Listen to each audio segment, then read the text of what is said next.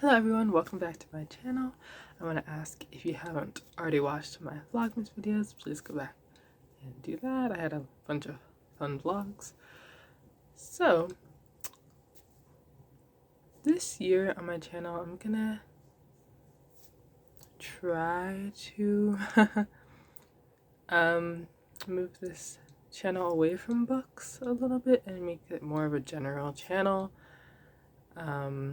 Last year I read 86 books, but that was because I finished school and I didn't have a job. But now I have a job, so I think I'll be reading a lot less, and I need to read less because I have other goals that I'm working on this year, like writing my own book. So I need to dial back the reading. So I'm planning to move soon. So when I do, this channel will shift into more of a general lifestyle vlogs channel, but of course I'll still talk about books because I can't get myself to not talk about books. So, speaking of books, I have 10 that I really want to prioritize. So let's just hop right in. The first is The Way of Kings by Brandon Sanderson. I don't know a lot about all of these books. So sorry I can't really give you descriptions, but just high fantasy, and I've heard amazing things. I'm planning to buddy read this, so I think that will help me. Buddy reading helps to motivate you with very long books like these. So that's that. Speaking of long books, here's Sally Rooney, Intermezzo. So this is just literary fiction about drama throughout this group of brothers' lives. So yeah, I don't know a ton going into it. I'm a little hesitant because it's kind of long, and I really didn't like Beautiful World, Where Are You? So I'm not as excited about this as I wish. But I love Normal People, and that was 5 stars for me, so we're gonna keep reading Sally Rooney. The next book is Eleanor Oliphant is Completely Fine by Gail Honeyman. I don't know much about this, but the back says, everything changes when Eleanor meets Raymond, a bumbling IT guy. And so I don't know, they just have like some event that brings her closer to the IT guy, but I think this is not a romance book. So anyway, honestly, I'm not super excited for this one, but I gotta give it a chance. So, lots of literary fiction that I didn't get around to from last year. The next is Sorrow and Bliss by Nick Mason. I heard this is for people who like Fleabag and people who like sad girl literary fiction. So, it's about someone, she used to work at Vogue, and is going to write a novel. Now she creates internet content for no one, so that's what I do.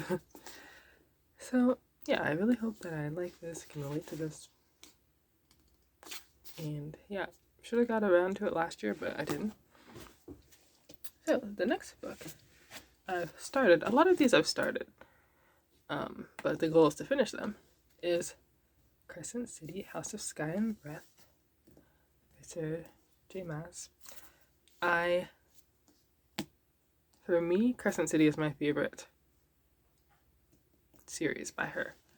So very high hopes for this. I love the last book, but the last book took me half a year to read, and I think this is also going to take me half a year to read. I read lots of books at once, so that's why I kind of struggle to get through the long ones. But yeah, I'm pretty sure I know I'm gonna love this already.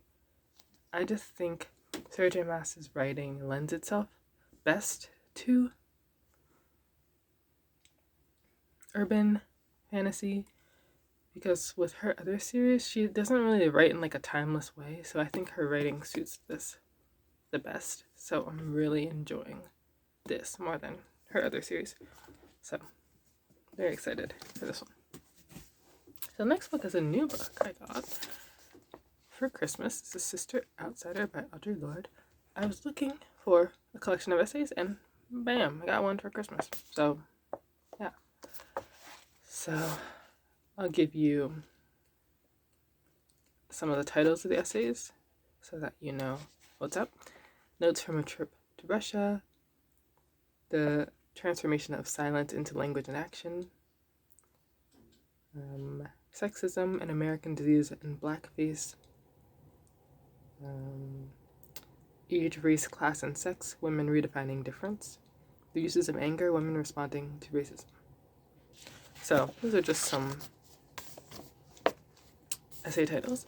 I can just put this by my bed and read an essay a night. So I was really looking for an essay collection. The next book I've also started. Don't be fooled by the tabs. I just stuck them to the book. But yeah, I bought this during one of my airport vlogs, so go back to that. This is Spark of the Everflame. It's pretty short, so shouldn't have any problem getting through this. This is romantasy. I believe, let me look at the, let's check it. It's about a mortal world colonized by gods and ruled over by the Descended. So the Descended and the mortals kind of have to interact with each other. And there's a history of lots of wars with the Descended, and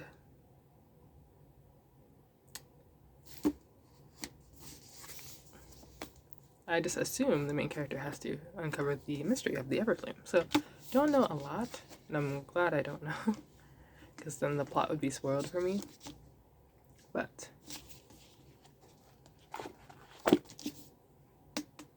so far, I think I've read a chapter or two. Oh, found my flags. So yeah, I'm at chapter 2 right now. So I'm very excited to finish that. Next book is Love Redesigned by Lauren Asher. Like, I'm pretty sure I'm a locked in Lauren Asher fan after reading the Dreamland Billionaire series, but like, I've heard this is good, so I'm hoping this will just lock me down as a Lauren Asher fan. Regardless, I'm still gonna read the next book because I've heard people like the next book in the series, Love Unwritten, more, so I'm already gonna read the series, so I really hope I like this. So I'm just gonna go in with, not too high expectations, but yeah, people who are talking about Lauren Asher's books being long, they really, like, the books have, I can't find it. They have headings that just take up a huge chunk of the page, but they're really fast reads, so they fly by. So don't be intimidated by how long they are. So, okay, next book. Apologies for the nudity on the cover. Is Acts of Desperation. That covers up. This is, says on the back, she's 23 and in love with Lev. He's older and the most beautiful man she's ever seen. The affair is quickly consuming. So this is unfortunate now. I really don't like age gap. So this is gonna be tough for me to read. So I guess it's about a unhealthy relationship. It says it's about romantic obsession. So hopefully I get obsessed with this in a good way. But yeah, I'm really wary to go into this because of age gap, but we'll push through. The last book is The Serpent and the Wings of Night. I kind of got this at the tail end of last year, I think, but I haven't been in the mood for Hunger Game Trials sort of book. So when that mood strikes, I will read this. As I've said, this is about vampires in a vampire trial. Vampire trial. I don't know, in a deadly trial. And of course there's romance along the way. This is pretty hyped, so I need to make sure my expectations aren't too high. So I really hope I like this. 2024 was a really bad year for romantasy. I'm struggling to think. The only romantasy I liked was YA romantasy. So adult romantasy was very not good. So I'm very unsure and scared whenever I pick up an adult romantasy because they've all been really disappointing. The market's getting more oversaturated with romantasy, and that means more not great romantasies are getting written. So it's not a fun time. So yeah, I'm scared about this one. Let me grab some of these books to show you.